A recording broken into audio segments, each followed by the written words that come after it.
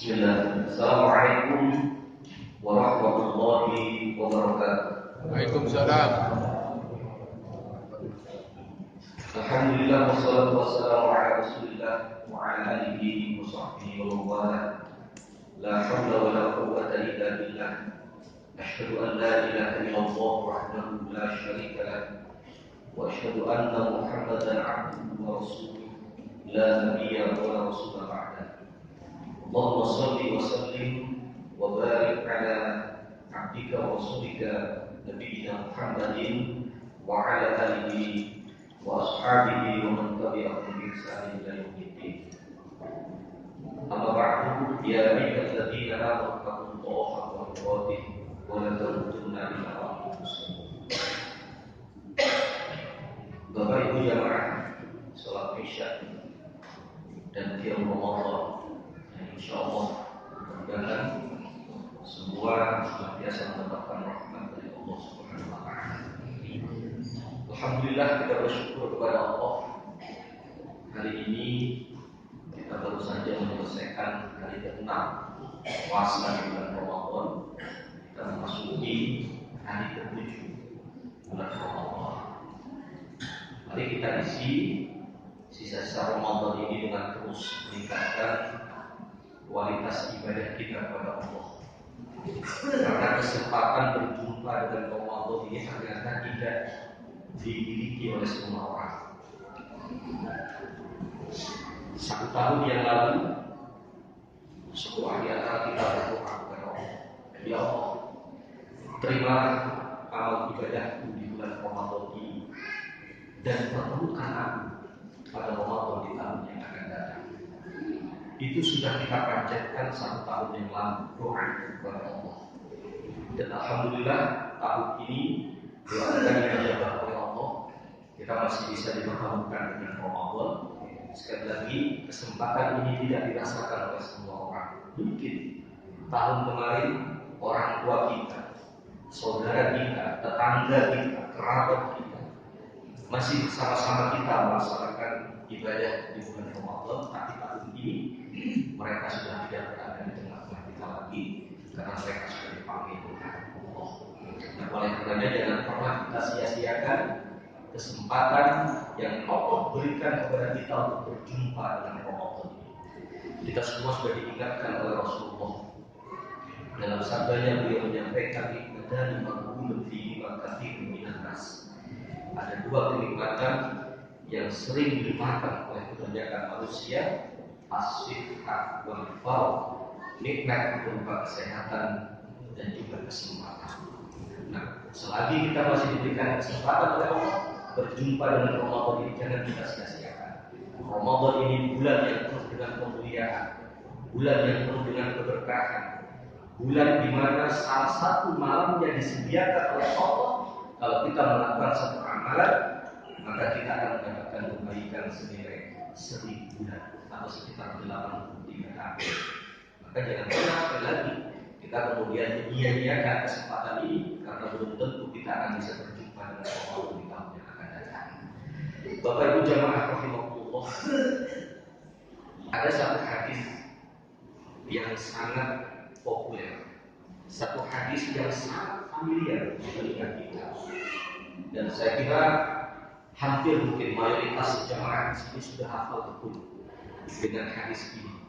Hadis ini merupakan peringatan yang Rasulullah sampaikan kepada umatnya, kam min shaimin laisa lahu min siyamihi najun.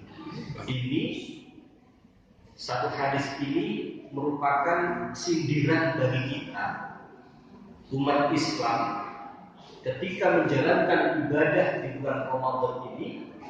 Ya, puasa kita itu tidak cukup hanya sekedar menahan lapar dan haus. Jadi puasa itu esensinya bukan hanya menahan lapar dan haus, tetapi juga harus menjaga diri, menahan diri dari hal-hal yang bisa membatalkan puasa, yang bisa merusak pahala puasa, bahkan bisa menghapus pahala puasa. Berapa banyak di antara manusia melaksanakan ibadah puasa di bulan Ramadan, tapi ternyata dia tidak mendapatkan pahala dari puasanya itu, kecuali dengan mendapatkan lapar saja. Alangkah ruginya orang seperti ini. Semenjak terbit fajar hingga terbenam matahari dia tidak makan, tidak minum. Tapi ternyata justru puasa yang dia jalankan itu tidak mendatangkan pahala bagi dirinya, kecuali hanya mendapatkan lapar saja, kecuali hanya mendapatkan haus saja. Karena bisa jadi dia berpuasa memang betul-betul tidak makan, tidak minum, tapi masih melakukan perbuatan-perbuatan yang bisa merusak atau bahkan menghapus pahala puasa. Sahabat Anas bin Malik pernah menyampaikan Rasulullah SAW bersabda, ada 5 perbuatan yang bisa merusak pahala puasa, yang bisa menghapuskan pahala puasa. Apakah itu? Yang pertama, berkata bohong, berkata dusta. Ini bisa merusak pahala puasa kita. Orang puasa kok masih berkata bohong, orang puasa kok masih berdusta, maka pahala yang harusnya kita dapatkan ternyata kemudian sia-sia. Yang kedua adalah menggunjing orang lain, atau dalam bahasa Islamnya menghibah. Orang Jawa bilang rasani. Kemudian yang ketiga, dia melakukan adu domba saudara-saudaranya, yang membuat kemudian saudaranya menjadi tidak rukun. Mengadu domba juga merupakan perbuatan yang bisa merusak pahala puasa. Kemudian yang keempat, memandang sesuatu dengan syahwat, terutama kepada lawan jenis, dia memandang dengan syahwat. Dan yang kelima, melakukan sumpah palsu. Inilah 5 perbuatan yang kata Rasulullah bisa merusak pahala puasa. Maka sekali lagi puasa tidak cukup hanya sekedar menahan lapar. Kita harus menjauhi juga perbuatan-perbuatan yang bisa merusak pahala puasa kita. Berkata bohong. Ya, karena orang yang berkata bohong itu, orang yang berkata dusta itu adalah sifat orang munafik. Ayatul munafik salah. Ciri-ciri orang munafik itu ada 3. Idza haddatsa kadzab. Ketika dia bicara, dia berdusta. Ketika dia bicara, dia berbohong. Itu ciri orang munafik. Wa idza wa'ada akhlaf. Ketika dia berjanji, dia mengingkari. Wa idza tumina khana. Ketika dia diberikan amanah, dia berkhianat. Ini ciri orang munafik. Pertama disebut oleh Rasulullah, berkata bohong atau berkata dusta. Maka hati-hati ketika kita sedang berpuasa, kita hindari berkata dengan sesuatu yang tidak sebenarnya, berkata bohong kepada orang lain, berkata dusta kepada orang lain. Ini bisa merusak puasa kita. Yang kedua, ghibah. Ini bahaya. Terkadang kalau kita sudah ketemu dengan teman, 1 orang, 2 orang berkumpul, pembicaraannya kemudian lari kemana-mana, sampai bahkan membicarakan kejelekan orang lain. Ghibah itu membicarakan kejelekan orang lain yang itu benar faktanya. Jadi Rasulullah melarang ghibah walaupun itu benar adanya. Kalau ada seseorang, mungkin dia itu seorang yang alim, kemudian kita membicarakan dengan teman kita, si fulan itu orangnya pelit. Betul pelit ya. Tapi ketika kita membicarakan kejelekan orang lain, itu sudah termasuk ghibah. Dan itu dilarang oleh Rasulullah. Ghibah saja dilarang, apalagi fitnah. Kalau fitnah itu apa yang kita bicarakan ternyata tidak sesuai dengan kenyataan, itu fitnah. Dan al-fitnah asyaddu minal qatl. Fitnah itu lebih kecil daripada pembunuhan. Ghibah saja tidak boleh. Membicarakan kejelekan orang lain, walaupun itu benar adanya. Maka penting bagi kita. Tidak perlu kita kemudian membicarakan kejelekan orang lain, tapi bicara. Lakukanlah koreksi, introspeksi diri terhadap diri kita masing-masing. Maka benar kata bahasa ketika kita sekolah dulu, umat di seberang lautan tanpa, sedangkan gajah di pelupuk mata tanpa. Itulah manusia. Ketika kita membicarakan kejelekan orang lain walaupun kecil, kita tahu.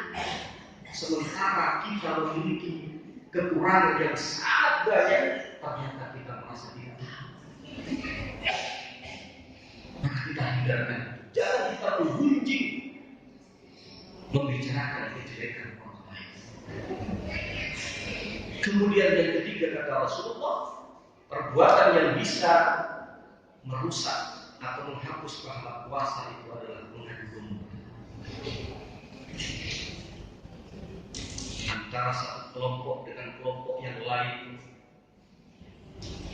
Dia bicarakan kejelekan satu kepada kelompok yang lain, demikian juga sebaliknya.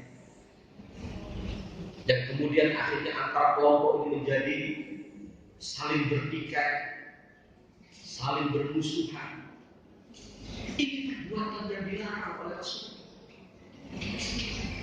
Makanya kemudian kita lebih baik diam kalau kita tidak bisa bicara dengan baik. Kata Rasulullah, "Man kana yu'minu billahi wal yawmil akhir, falyakul khairan aw liyasmut." Barang siapa yang beriman kepada Allah dan hari akhir, maka hendaklah dia berkata yang baik, aw liyasmut, atau diam. Jangan sampai kemudian ucapan-ucapan yang kita lakukan justru membuat pertentangan, membuat pertikaian di antara masyarakat.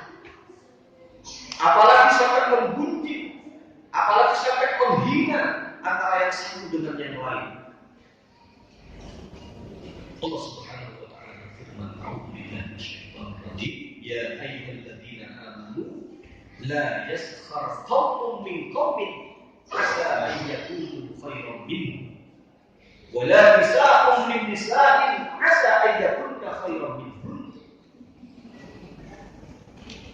Wahai orang-orang yang beriman, janganlah salah seorang di antara kalian, kelompok yang satu dengan kelompok yang lain, saling.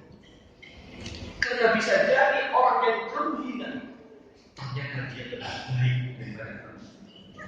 Demikian juga wanita yang satu dengan wanita yang lain pun jangan suka mengolok, jangan suka mengejek, karena bisa jadi wanita yang diolok-olok itu ternyata dia lebih baik dari dirinya. Bapak Ibu jamaah rahimahullah. Kemudian yang keempat, amalan yang bisa merusak bahkan menghapus pahala puasa adalah memandang dengan syahwat. Apakah itu secara langsung, ataukah dengan foto, ataukah dengan video, atau bentuk-bentuk yang lain. Memandang lawan jenis dengan syahwat ketika berpuasa ini dilarang oleh Rasul. Dan jauhi. Dan yang kelima, melakukan sumpah palsu agar mirip dengan kebohongan tadi. Dan kita perbuatan ini harus kita jauhi selama kita menjalankan ibadah puasa. Alangkah sayangnya kita semenjak terbit fajar hingga terbenam matahari kita menahan lapar, menahan haus, tapi ternyata kemudian kita tidak mendapatkan pahala puasa karena kita masih suka berbohong, karena kita masih suka menggunjing, suka ghibah, yang akhirnya pahala yang harusnya kita dapatkan ternyata kemudian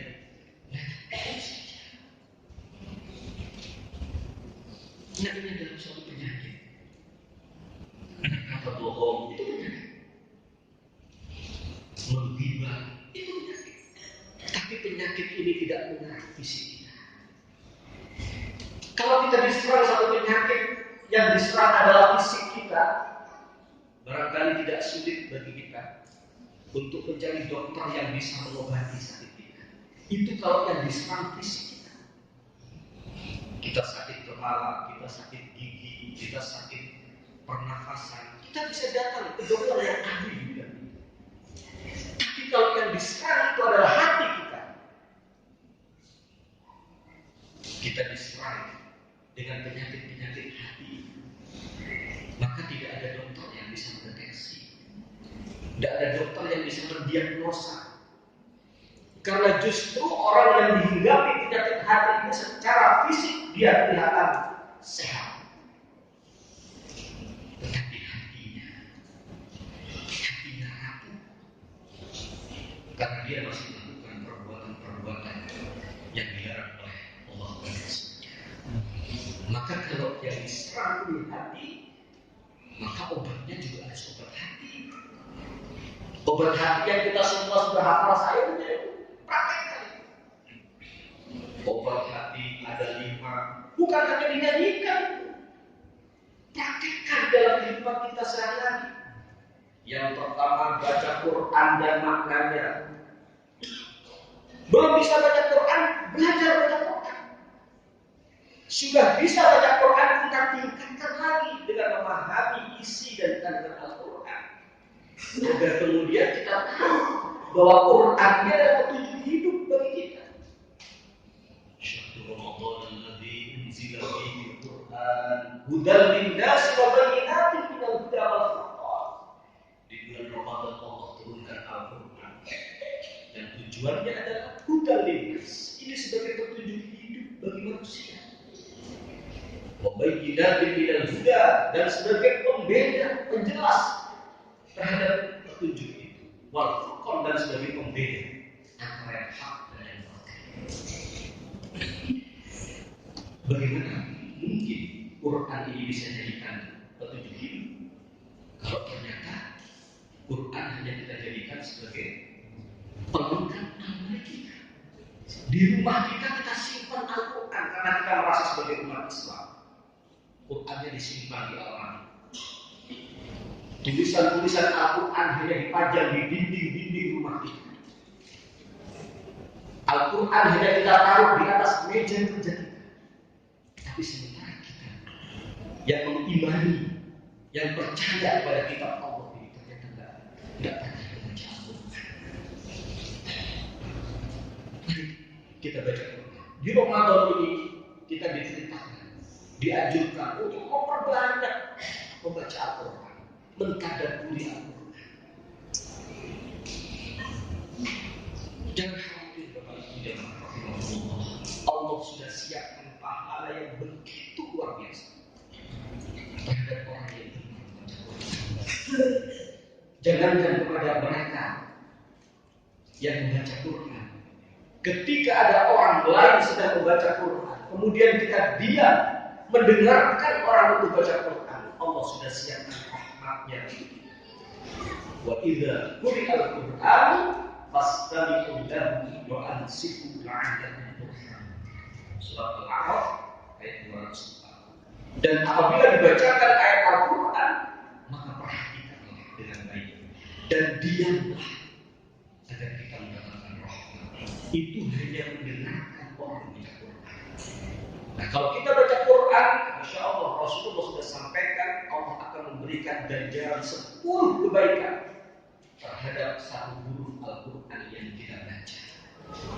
Bahkan Rasul menyampaikan, la aqulu alif lam mim harfun, aku tidak mengatakan alif lam mim itu satu huruf, walakin alifun harfun wa lamun harfun wa mimun harfun. Alif satu huruf, lam satu huruf, mim satu huruf. Baca alif lam mim dalam 30 kebaikan. Ya, kalau Ramadan ini kita baca sampai 1 juz, bahkan lebih dari itu, berapa peluang kebaikan yang bisa kita dapatkan? Tapi kenapa kemudian ini berlalu begitu saja? Sangat disayangkan. Baca Quran dan maknanya. Yang kedua, laksanakan sholat malam. Kita dilatih Ramadan di masa Ramadan. Maka mari maka dilatih 1 bulan dulu, nanti bisa kita pertahankan di 11 bulan setelah kita tinggal Ramadan. Kebiasaan melaksanakan qiyamul lail harus sama-sama kita pertahankan. Yang ketiga, berkumpul dengan orang-orang saleh. Sering datang dalam majelis taklim. Ikuti majelis taklim. Man salaka tariqan yaltamisu fihi ilman sahala lahu tariqan ilal jannah. Siapa yang mau menempuh jalan untuk usaha mencari ilmu, maka sahala lahu, maka akan dimudahkan baginya tariqan ilal jannah, jalan untuk menuju surga. Yang keempat, perbanyak berpuasa. Nah, kita dilatih sekarang di Ramadan puasa 30 hari. Nanti setelah Ramadan kita dianjurkan puasa lagi, puasa sunnah 6 hari di bulan Syawal. Dibiasakan lagi melakukan puasa sunnah Senin Kamis. Mungkin puasa Daud, perbanyak kita berpuasa agar bisa terhindar dari penyakit dan hati. Dan yang kelima, perbanyaklah zikir. Perbanyak mengingat Allah. Ala bidzikrillah tatma'innul qulub. Maka dengan banyak mengingat Allah, maka hati akan menjadi tenang. Sehingga renungan Ramadan pada malam hari ini, semoga kita senantiasa diberikan kekuatan oleh Allah untuk bisa menjalankan Ramadan ini dengan baik, sehingga kemudian predikat la'allakum tattaqun ketika kita nanti di akhir Ramadan bisa sama-sama kita tunggal. Mudah-mudahan bermanfaat. Aku qouli hada astaghfiru innahu huwal ghafurur rahim. Billahi taufiq wal hidayah. Wassalamualaikum warahmatullahi